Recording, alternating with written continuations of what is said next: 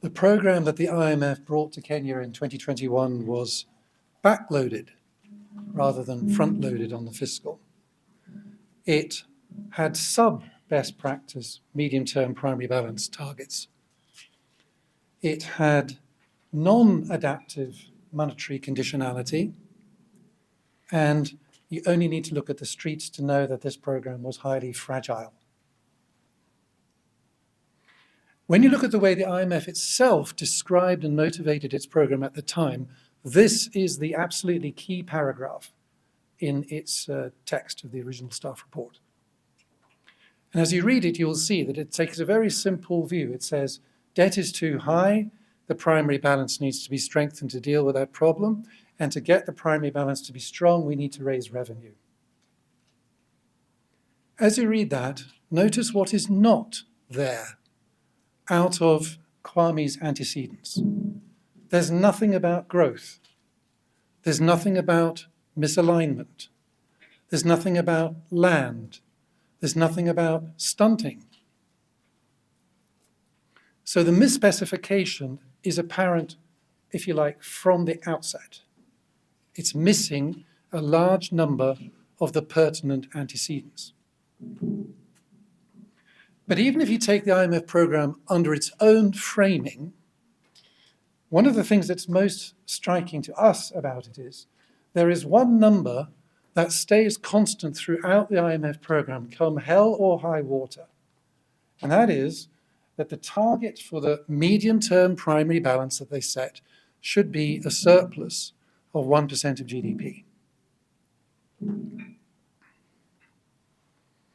So, because they give no, but one of the striking things about that number is the IMF never explains it.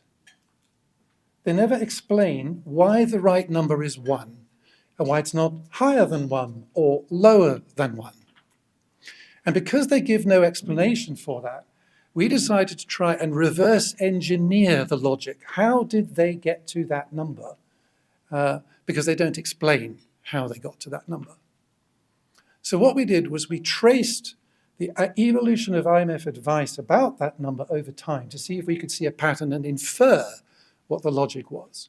And I'm just going to walk you through that reverse engineering process right now. What you see on the chart there is the actual outturn year by year for the primary balance in Kenya over those years. The number for 2024 is shown here, is the number which the IMF wanted to have for 2024, and is assuming that that finance bill that just got cancelled was passed. And you can see that there's a steady strengthening of the primary balance in the years of the program at a rate that we say was too backloaded, but that's the path that it was. So, take a look at the IMF view of this issue prior to the pandemic. Prior to the pandemic, they said a deficit of around about 2% of GDP in the primary medium term for Kenya is fine. So their initial position was -2 is fine.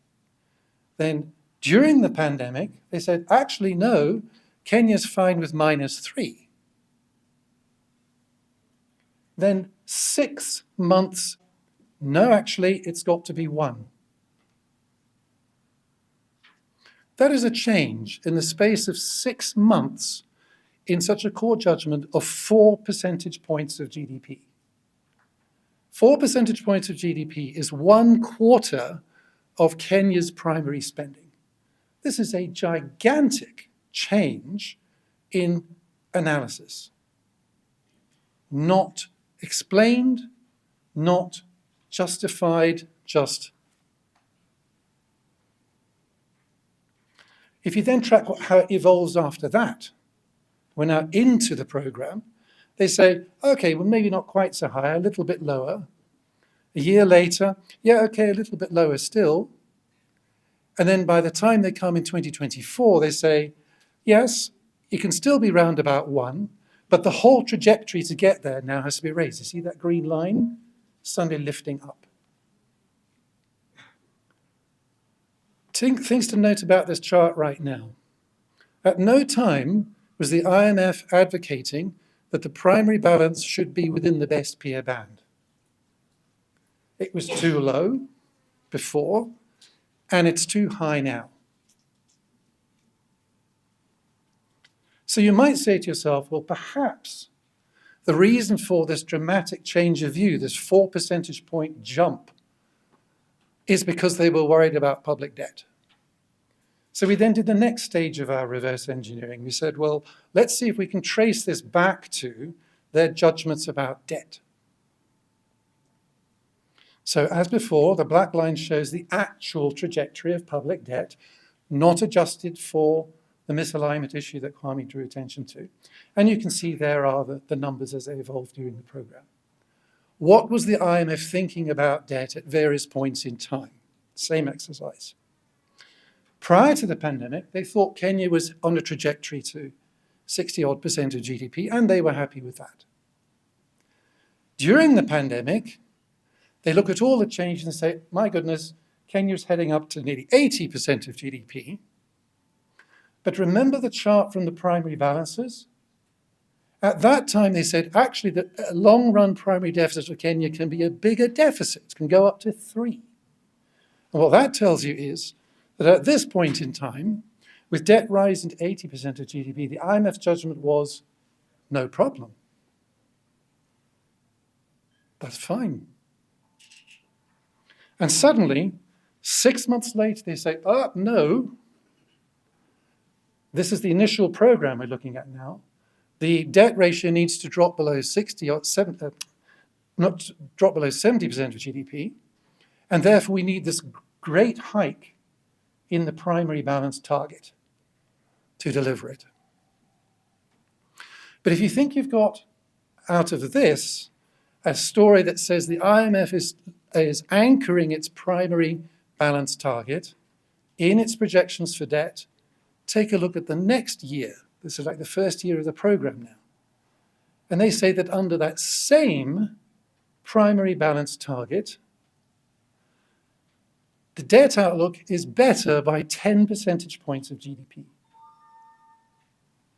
So with an enormous improvement in the outlook for debt, they make no change to the primary balance target,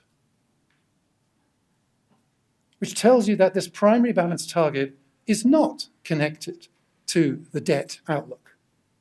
Because with an enormous improvement in the debt outlook, this primary balance target doesn't move. The subsequent year under the program, they say, yeah, debt is still headed down on a nice sharp trajectory, same in 2024. They simply do not explain where this 1 percentage point of GDP number comes from. And we can't reverse engineer the logic either. But you have to be able to do that because that is the anchor for fiscal policy. That number is why revenue ratios have had to rise, why all those tax raises have gone on, and why the people are now in the streets. And there is no explanation for it. So we looked again, can there be, but nevertheless, because the IMF has got this 1 percentage point of GDP target, they are saying revenue needs to rise. But when they explain why the revenue ratio needs to rise, they don't actually refer to the 1 percentage point of GDP target. What they say is, revenue needs to rise in order to support Kenya's developmental needs. They never explain what those developmental needs are. They never explain what the connection between the rise in revenue and those developmental needs are. But they have to do that. So again, we tried to see if we could find such an explanation, which they don't provide.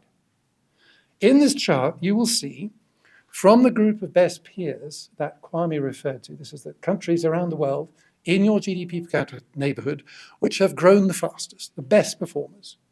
What are their revenue ratios? So you can see that, sure enough, as these best performers grow, the revenue ratios tend to rise.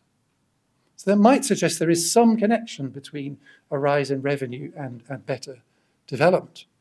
But hold your horses. Because We derive this measure of the revenue ratios from panels of 8 best performing countries. And out of those panels, we can not only get an average, but we can get a range. See, the best performers range of revenue ratios. And what does that show? So the blue lines are the best performers with high revenue ratios. The black dots are the best performers with low revenue ratios. That is a gap of 20 percentage points of GDP. So what's going on in terms of developmental strategies here? At the lower end of this, you have countries which are growing fast because they have no drag from taxation because they're not taxing anybody. But in return, they're saying we have no public goods for development. That's the strategy that they're doing, and they grow fast. At the other end of the spectrum, at the blue line, these are countries which experience a strong drag from taxation, but it's compensated for by the fact that those revenues go into generous provision of public goods for development, and they grow fast. So there is no single magic number that says if you want to develop successfully, you need a revenue ratio of. The right revenue ratio is completely country specific. It depends on the developmental strategy that you are following. And as we can see, the range of potential development strategies is very wide. So where is Kenya on this? That little green circle that's just appeared is where Kenya was at the start of the IMF program in 2021. Take a note of the fact that in no way is it an obvious outlier. It's close to the average of the red dots. Where the IMF wanted Kenya to be in 2024 is the next green spot that's appeared. Now, in a graphics term, that might not look like a particularly big thing. But the people in the streets tell you that that is the stuff of uprising.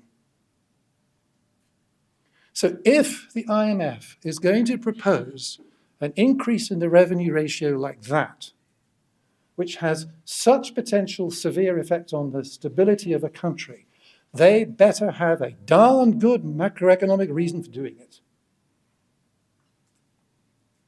And yet they don't provide any.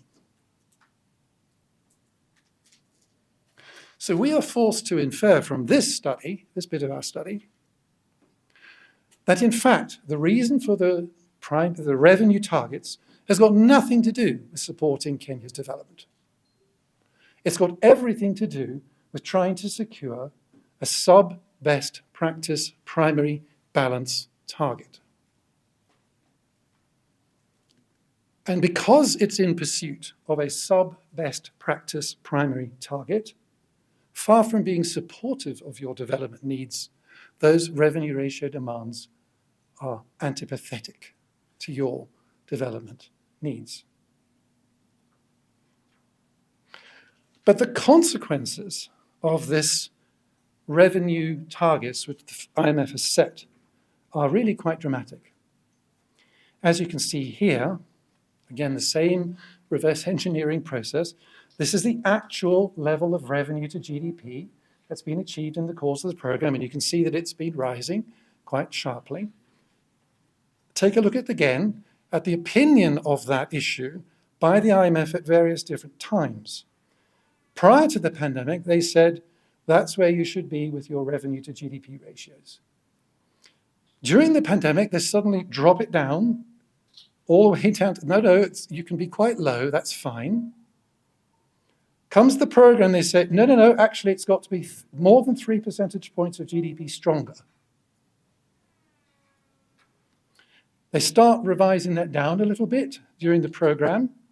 That's the first year, that's the second year, down. And suddenly, they get off their aeroplanes in Nairobi in March of 2024 and say, no, it's another 1 percentage point of GDP higher that you've got to hit. Why did they suddenly increase this requirement? because in the meantime, growth has been underperforming their projections. So revenue has been underperforming their projections. They're trying to secure their primary balance target, so they press for more tax increases. The generation of your 2024-5 finance bill happens with all of those increases, and the people pour onto the street. Once again, if you want to know why people are in the streets, this chart will give you a good deal of information about why. And then there are two other aspects of this monetary conditionality that we say they got completely wrong. The first one is that when they defined their consultation clause with the Central Bank of Kenya, it was defined on the 12-month rate of headline inflation. Is the 12-month rate of inflation above or below the target band? That interval of 12 months is far too long. It should have been a much shorter interval, like the 1 month seasonally adjusted annualized rate in a quarter. Because that tells you at a much quicker interval what's happening to underlying inflation now, as opposed to what's happening to it compared to 12 months ago. So by specifying the consultation clause over a 12-month interval, they guarantee that they will be behind the curve. And the second thing they got wrong there was that when the price shock hit from food, they didn't change the definition of the inflation measure of their consultation clause to non-food prices. They kept it on the headline number. Whereas the thing they should have been targeting, because that's now reflecting underlying inflation in a food price shock context, is non-food prices. So where do we get in the round? People don't normally spend a lot of time thinking about monetary policy issues and therefore not monetary. I think most of you probably had enough of this monetary stuff by now, but one more chart. Well, two more charts. Because we think they got as a result, the monetary policy too tight, what you see is that once the Eurobond had been refinanced, the shilling begins appreciating like crazy again, contrary to what we say is necessary for the outward orientation of this economy. And finally now, if you look at what happened to non-food prices, the thing that we say the IMF should have been looking at all along, what do you see? The blue line is the 12-month rate of non-food price inflation in Kenya. Stays permanently inside the target band, never went out. You can also see that the average of that blue line is 5%, which you might think is, well, 5% is the central bank's target range. Doesn't that mean they got it just about right? To which our answer is no. Because this set of numbers, makes no correction for the tide of indirect tax increases that happen throughout this whole period, pushing up these prices, okay? Not for monetary policy reasons, but just because there are fiscal actions taken one after the other. So if you were to extract from this blue line the effect of the indirect tax policy changes, not only would the average be below 5, but possibly considerably below 5, indicating it's too tight. But not only that, if you look at what's going on to inflation right now, this is the 1 month annualized rates in non-food price inflation over the last couple of months. You can see in the yellow bubble that inflation is running well below target. Well below target, which is confirming that this structural issue of monetary policy being too tight is now severe. As a result of that, we conclude not only that monetary policy has been misspecified by the IMF and its conditionality misspecified by them through the program, but right now this problem is absolutely chronic. So that when a few months ago when the mission was in town, they issued their statement, they said, we approve of the monetary policy stance right now. We say Absolutely not. It's far too tight. And here's a key part of our evidence for that. So now moving away from the monetary side and then from the primary balance side, there are other aspects of this program which raise a great deal of concern as well. I'll go through these more briefly, you'll be glad to know. The additional conditionality that was added midway through on warming mystifies us. What it has done is added a bunch of conditions which the Kenyan authorities have to meet by way of administrative preparations to deal with the hit from warming, maybe 30 or 40 years from now, and immediate financing necessary for a fragile macro program is contingent on those events 40 years away. Why is it so urgent that the IMF would be willing to withdraw financing now unless the Kenyan authorities have addressed a problem that may or may not arise 40 years from now? It makes no sense. Worse than that, implicit in the whole arrangement that Kenya is borrowing from the IMF under its climate window is the notion that Kenya will restrict its own carbon emissions. That also makes no sense to us. Why? In the last decade, Kenya had a significant discovery of oil in Turkana. But a year or so ago, the president announced, under this sort of green agenda, that Kenya would not develop that asset. The message being that in light of its commitments under this program on warming, Kenya would not develop its broader carbon assets, not only that one, but any others it may discover along the way. And indeed, if that one we discover that it's actually twice the size that they thought it was. So the question is, what is the logic of a program which is fragile in a country where 1 in 5 children are stunted, where this country is going to forego its carbon assets? Why? Making the program itself more fragile, let alone what it does to the development of Kenyans.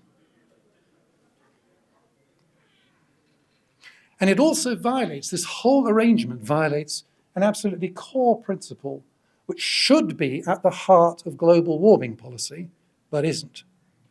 And that principle is, you broke it, you fix it. Kenya did not cause the problem of global warming. If you want to know who caused the problem of global warming, just take a look at this chart. This shows the stock of emissions in the world, not the flow, the stock. The blue line is the bit contributed by the OECD. That's the red block. The blue block is a group of 15 large non-OECD countries: China, India, Brazil, Russia, Indonesia, that kind, their contribution. That little green slither is 140 other countries such as yourself. And Kenya is a tiny little slither within this green block. So even collectively, the 140 of you have no responsibility for this problem. And yet, says the IMF, you must help solve it. Just incredible. So clearly, as you can tell by my tone of voice, this program has lost the three of us. From the people in the streets, you can tell that it's lost most of the population also. And this chart tells you that, remarkably, it's also lost the confidence of global finance. Because if you look at the yield spreads here, where they were at the beginning of the program, the purpose of the program was to bring these yield spreads down, and they have gone up. And what's more, they remain high even after the settlement of that Eurobond debt. This number goes up to the close of business on Friday, last Friday. Having lost the three of us as an audience may not be the greatest loss to the world. Having lost the youth of Kenya is a much more serious loss. Having lost financial markets confidence is absolutely major. So, if we three were running this IMF program now, what would we do with conditionality right now? That's a way of saying what we think the IMF should do right now. The first thing we would do is we would say no need for a fiscal tightening in 24-25. No change in the balance. Why is that? Because the primary in 23-24 was already at best peer practice, a deficit of around 1. So we're on that sort of global best practice target already. Secondly, you might then say, even so, well, in a context, demand might be strong. Maybe we need fiscal to withdraw to get demand back on track. But we say, no, the opposite is the case. The information from the non-food prices, 1 month annualized, is that inflation is running below target, which tells us that demand is in fact too weak right now. So there is no demand case for any kind of fiscal tightening in 24-25 compared with the outturn in 23-24. Which means that the only case you would be left with to implement a tightening in 24-25 is in pursuit of a non-best practice primary surplus target. And we would not pursue that. We want to pursue a best practice primary balance target. So, no change compared to 2024 in the fiscal position. However, demand is too weak, the exchange rate is too strong. We say that on August the 6th, the Monetary Policy Committee of the Central Bank of Kenya should lower the policy rate by 300 basis points, from 13 to 10. No delay. We see that as offsetting the undue weakness of demand right now. We see that also as generating a very sharp fall in the exchange rate, and therefore setting Kenya on its path back to outward orientation. And we see that as consistent with the inflation target for non-food prices. We say, in addition to all of that, with no change in the underlying primary balance in 24-25 compared to 23-24, there is scope and macroeconomic need for a temporary, targeted program of income support for the lowest income Kenyans to help them get over this food price shock. We advocate this not because we are soft-hearted, caring people, but because that is sound macroeconomics. Households are facing a non-permanent shock. They should finance themselves across such a shock. They should not be adjusting to such a shock. Low-income households have poor access to credit. The only way they can finance themselves across this thing is if the government finances them across this thing through a program of income support, which is a transfer payment, not a loan. So this is not the hustler fund. This is a transfer payment, and the government itself does the borrowing to support that transaction. As I say again, that's not because we are bleeding hearts and care about the poor. That is good macroeconomics to do that.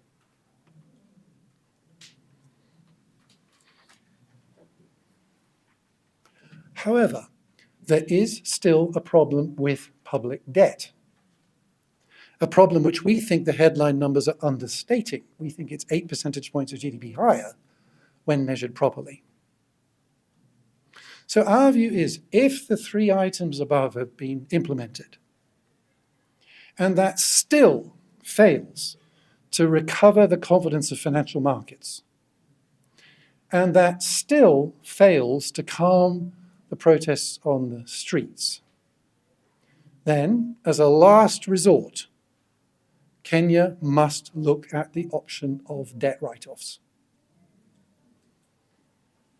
It's a last resort, but at some point, things get so bad that you have to face it.